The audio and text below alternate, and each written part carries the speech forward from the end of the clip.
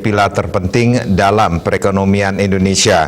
Dengan jumlah pelaku usaha mencapai 64 juta, UMKM mampu berkontribusi 61% terhadap PDB nasional.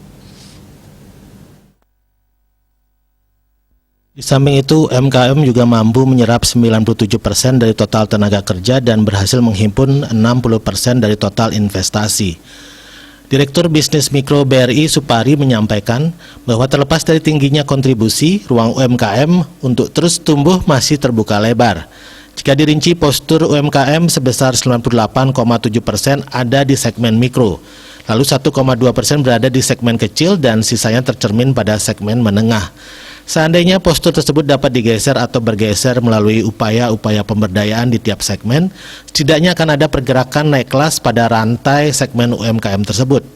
Pelaku usaha mikro bisa naik kelas ke segmen kecil dan seterusnya, diikuti ekosistem ultramikro yang masuk mengisi ke segmen mikro.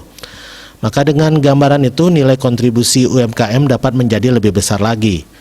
Menurut Supari, pertama pemerintah melalui program strategis memajukan UMKM dengan berbagai program, diantaranya bantuan insentif melalui program pemulihan ekonomi nasional PEN, kredit usaha rakyat, digitalisasi pemasaran serta mendorong shifting pola konsumsi dan transaksi dari offline ke online. Kedua, membuka akses keuangan formal kepada pelaku usaha dengan meningkatkan kepemilikan produk dan layanan keuangan yang masih belum efisien, termasuk pada kalangan masyarakat prasejahtera. Dukungan ini menggambarkan semangat mempercepat pencapaian indeks inklusi keuangan sebesar 90% di tahun 2024.